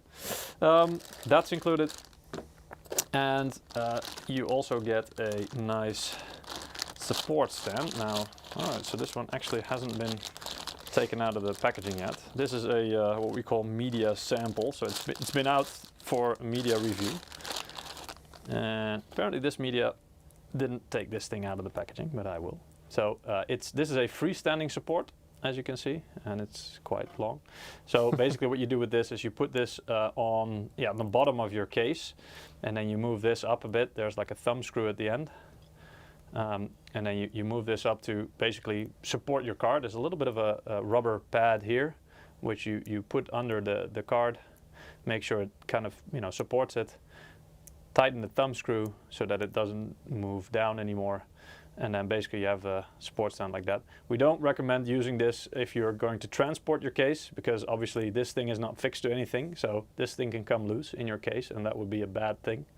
But once you've got your case set up and you're not going to move it, then definitely this thing is safe to use and a nice addition. Basically just to support your graphics card. Not that we're worried about any kind of bending, because this graphics card is very, very solid. And let's take it out of the packaging here. I do believe they switched the packaging, the anti-static packaging for this one, because it's a bit small for the card, but it is what it is. Here we go. I'll just move the box. And then there it is, in all its glory. So yeah, this is a really sweet looking card, as always. It's beefy. It's beefy indeed. It's quite a beefy heatsink, and I mean, as you could see in the benchmarks as well, it probably could have been a little bit less beefy in the end. But as I mentioned, I think our engineers got a TDP spec, or, you know, like, it should be able to handle I don't know how many watts, and they probably got a higher number than it ended up being. Or they really wanted to be on the safe side, and so they just basically went, we need to make it as good as possible. The backplate's also really nice. The bigger the better, right? Well, that's not always the case, because I mean, you have to remember, right? There has to be a balance. You can make it insanely big, but at some point you're not going to have any benefits from it anymore, because there's diminishing returns. Yeah. But it will add to the price, so it will make it a lot more costly or a lot more expensive. So you have to kind of strike a balance between making it the performance good and the cooling performance good, but also still making it doable in terms of the amount of material you use. Not raising the price to a level that basically no one's going to buy it, or you're a lot more expensive in terms of the cost of producing one of these things than your competitor. So there's always that thing of, okay, you need to strike a balance. We also have a couple in the gym downstairs where you can use them for weightlifting. Yes. Well, actually, it's not that bad. It's not that heavy. It looks heavy, and it is. But I mean, I've held a 4090 before, right? That thing is heavy. This thing is, it's still heavy-ish, and it takes up a bit more than 3 slots, as you can see. Because I mean, there's 1, 2, 3, and then on this side, the cooler still juts out a little bit. So to all intents and purposes, it's about 3.5, basically 4 slots. So that is quite thick still. As you can see, it's got the dust covers in the I/O here, but. Triple display port and a single HDMI. Pretty much the standard nowadays. It is, yeah. It is standard, yeah. And this is also a big anti-bending plate or bracket, let's say, that's applied on the PCB, and then goes all the way through, across, and then out to the bottom. Here it comes out again, and then it goes round towards the I/O bracket. This is also part of it. That's also one of the things, and then it's also being screwed from the other side. So these screws basically go and they connect on this side. So basically they clamp the PCB in, let's say, and that's also one of the things that really makes this card very sturdy. So it's really, there's really no, the build quality on this is insane. It's so solid. So there's no flex, whatever, gonna happen on this thing. Brock is asking, the MSI doesn't have the huge backplate cutouts. Do you find that they didn't affect cooling that much? Well, it depends on what you mean, because I mean, it's not huge, but there's a lot of them, right? So if you see this, these cutouts here, I mean, we could have made one big hole, and that probably would have been a little bit better, but to be fair, for these cards, it really doesn't matter all that much anyway, because the cooling is so good, it's overkill already for this card. So we could have reduced it even, and probably the impact would have been negligible, but the flow-through design is still pretty damn good, and especially on our more high-end cards, 4080, 4090, the high-end GPUs, there it will have a bigger impact. But yeah, in this case, again, you could make this one big hole. Maybe it will make a degree difference, maybe 2 degrees, but in a card where everything stays pretty much at 60, between 60 and 70 degrees maximum anyway, that's not really worth the effort, let's say. Yeah. All right. People are talking about zombie apocalypses, that it's because it has no flex, so you can bash brains in, I guess. Yeah, you probably could, yeah. And then play some games when you're done. Yeah. Maybe you have to remove some bits of brain out of it, but it is what it is. All right, so that's the Supreme. Now I'm gonna unbox the gaming, because actually, I mean, we've seen mostly in the live streams in the past, we always try to get Supreme because that's the most fancy model, but that also means that we pretty much never get to see the gaming trio in real life. So now that we have it, let's show it off. Let's grab it and show it to you guys. So move this thing to this side. And here we go. So 4070 Ti Gaming X Trio. Also here, absence of green. yeah, this nice green accents, which you will see as a chroma keyed out basically see-through.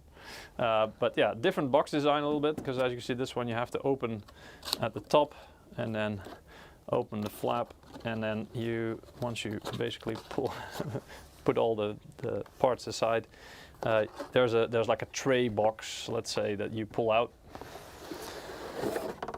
and then the outer shell or the outer box you can just put to the side. On the inside there's also the protective foam cover, and I mean it's similar as in the contents to what's in the Supreme box. So there's the card itself, and then there's the accessories down here. Accessories are pretty much the same, other than this card, because the TDP I think of the Gaming Trio is a little bit lower. That means you get a dual 8-pin to 16-pin. Because remember, the Supreme card had triple 8-pin. So I think that's because the power limit, like the possible power limit of the Supreme is a bit higher that you can set than the Gaming X Trio. So that's why dual 8-pin to 16-pin. But obviously that's included. If you have a native 16-pin for your power supply, then that's always preferred. If not for cable management, then yeah, because you have that power supply anyway, and you might as well use it. And also included is a graphics card support bracket. This one is not freestanding. This one is a bracket that basically you mount on the same the same holes, the same space as your graphics card fixed to the case towards the backside of the case, let's say. And this part actually can overlap with the graphics card I/O shield. So actually it can cover part of it, which makes it look a little bit more like like a hole. So that's nice. It covers it up, no different colors. And then because it's fixed, that also means that this is definitely safe to use during transport. Now here you can see there is already one little rubber part pre-applied, let's say, and this can then support the graphics card. But I already noticed inside the packaging there's also this little baggie. I'm not sure if you can see it clearly, but there are two additional rubber pallets, studs, or how you want to call it, little rubber pieces, blocks, with one side basically is made sticky, is glued, and then there is like a little paper that you can tear off. So you can also put it, if the card doesn't quite align well, or the part that you want to support doesn't align well with this rubber block, the standoff, you can actually apply it anywhere on the length of the support bracket yourself, anywhere you would want it to support it. So that's a nice addition as well. And of course the name of the card, Gaming Trio, is on there, so it fits with the theme. And then of course there is the card itself, and this one as well is a chunky boy. Thanks for the rubbers, I want you guys to be safe, so. That was an easy joke, wasn't it? Yeah. All right, let me just get rid of the packaging here, so we create a bit of space. I'll put everything together after the stream. All right, here we go. So, Gaming X Trio, and there it is. Also still a beautiful card, I think. It is, yeah. I mean, it's got a little bit more, it's a very different look, and it's a bit more, let's say, aggressive, I guess, the look. Also a bit darker, obviously. I'll put the Supreme side by side after I give you the tour of this card. We still have kind of the carbon look in there. Yeah, so yeah, a little bit of indeed some carbon accents, but this is actually, these are like physical shapes, you can actually feel them. So this isn't like a print. And then these stripes here, the 3 stripes at the top and 3 at the bottom, that's where the RGB is located, basically on the front of the card. And then when this is basically the side you'll be looking at if you mount your card normally in a PC. That's very typical. There's some RGB here as well on the MSI logo, obviously. And that's it. So there is some RGB on there, but the backplate, for example, does not have RGB. It's a very nice, so less FPS. dark, black finish, let's say. And there's a mix of matte finish. So this part here is matte, and then I think you can pretty much make it out. But there's like a brushed finish on this side and this angle, and then another brushed. There's a different direction brushed finish here, which basically goes like that. But it's really nice, and it's subtle, but it adds a little bit of class to it as well. I really like that. Also 3.5 slots? Let's see. No. 3 slots. Yeah. Look at that. Because you can see the bracket. I mean, it's 1, 2, 3, so that's 3 slots. Depending if you have the space, that but might actually impact your buying decision. The cooler really stops with the bracket, so it doesn't take up any more space than 3 slots. So yeah, if you only have 3 slots, this card is possible. I also believe that the Ventus card, but I'm not 100% sure about it right now, is even a bit thinner for this 4070 Ti. I believe that's like 2 and a little bit, 2.3 or 2.4 slots, so that's even a little bit thinner, the Ventus. Yeah. Yeah, other than that, it's got, of course, the same I/O layout, triple display port, single HDMI, so that's quite standard. It also has the anti-bending measure here that pretty much runs the same length of the card and then goes all the way across and then comes out on this end, goes all the way to the I/O bracket. And also this one is pretty damn solid in terms of construction. I'm trying to twist it and it's not happening. Of course, I don't want to squish anything, like I'm not going to really push down on it, but if you just try to twist it like this, there's nothing happening, nothing giving any space, so it's very solid. Also here, I wouldn't be afraid of any kind of bending or any kind of thing happening there. Also nice for the gaming. This is a difference compared to last generation, but the gaming cards this generation so far also have a dual V-BIOS. So you also get the choice of the silent and the gaming presets. So that's always nice. Yeah, what else can I show you? You can already see there's also a lot of the same technologies going into the heatsink. I mean, these are the endpoints of the heat pipes. Those little points there, and then you have the deflectors here, which basically push the air into the directions, basically pushing them more towards the actual heat pipes, because that's where most of the heat will be concentrated.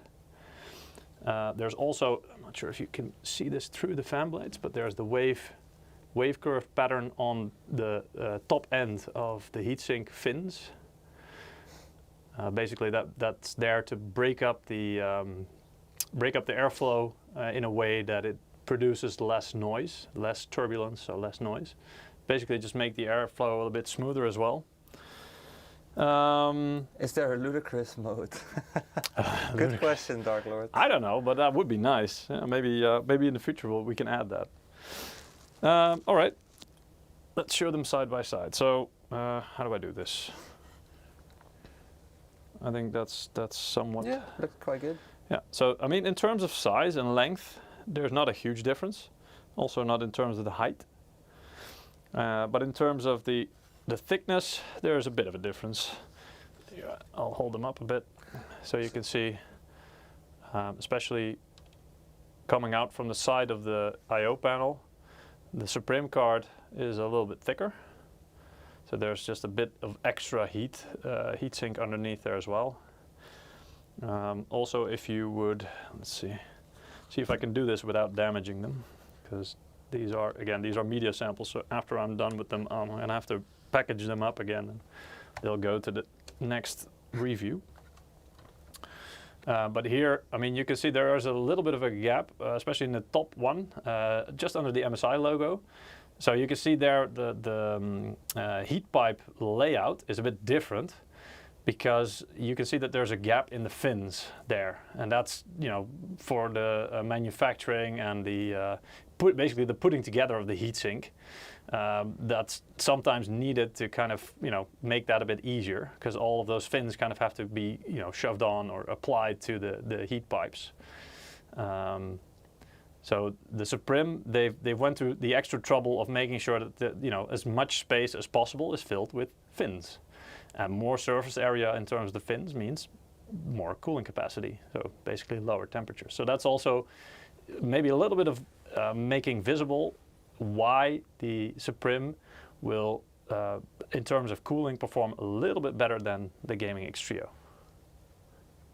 Mind the gap, yes indeed.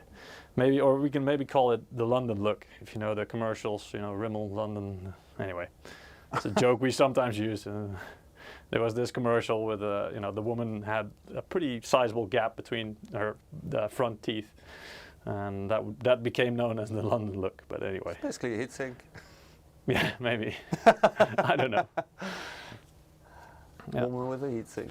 Yeah. The fans, by the way, on both cards are Torx 5.0, so the latest generation of our Torx fan. Our Torx fans, and you can recognize that by, in this case, there are, let's see, can I show this?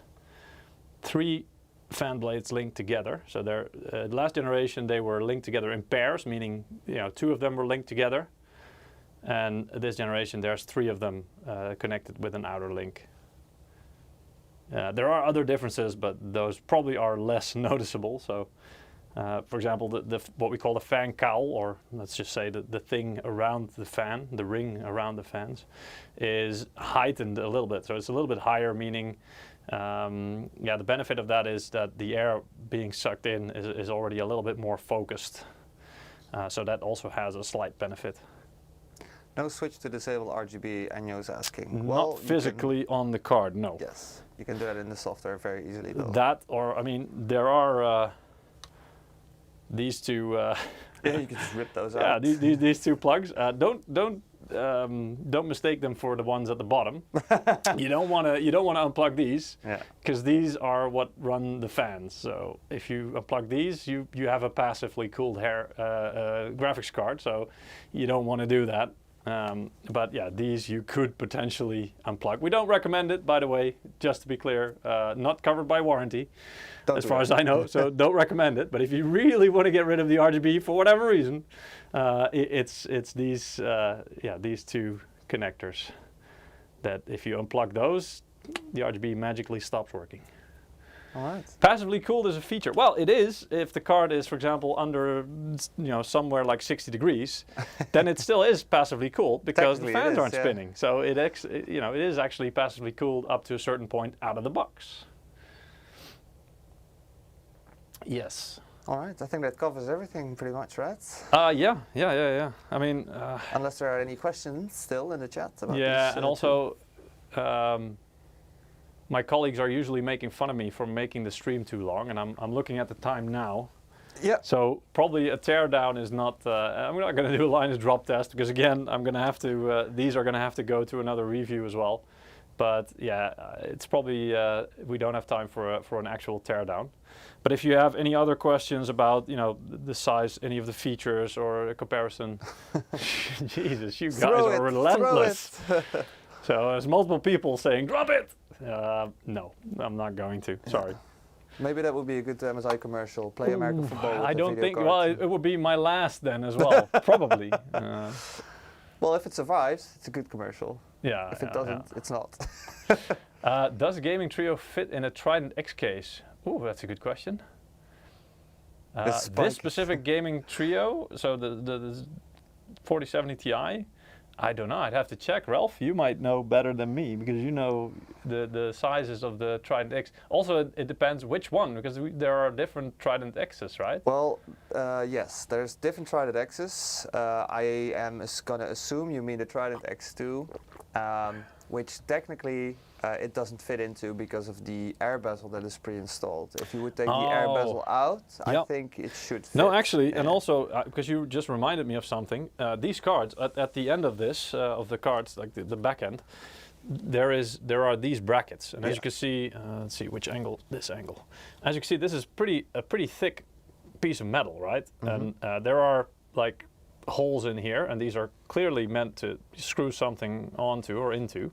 But all of these cards are slightly different in length because I mean this is the Gaming Trio. It also has it. Yeah. So you wouldn't be able to secure the Ventus card sure. also has it, and actually, indeed, our Trident systems they have brackets that are customly put in place to actually make use of these brackets. Yeah. And you can take those out if you really wanted to.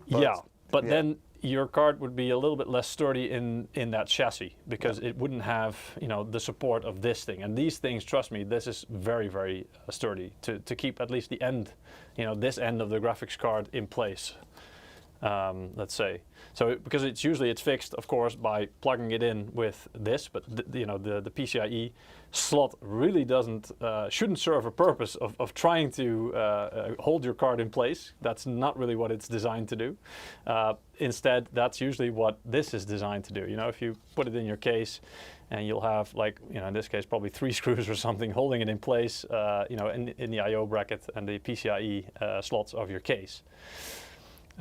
So having something to fix it in place on this side of the card really balances it out quite nicely, and that's why, especially in the Trident cases, these cards are, doesn't matter what kind of logistics is going on, but these won't move, right? These are very well fixed in place.